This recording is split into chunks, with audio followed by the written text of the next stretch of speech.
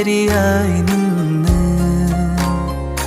കേട്ടു വഴിയരികിൽ നിറഞ്ഞൊരു മൈലാഞ്ചി കഥകൾ. കാതിൽ കൊതിയേറും ഇലാഹിൻ ഹംദിൻ ഇശല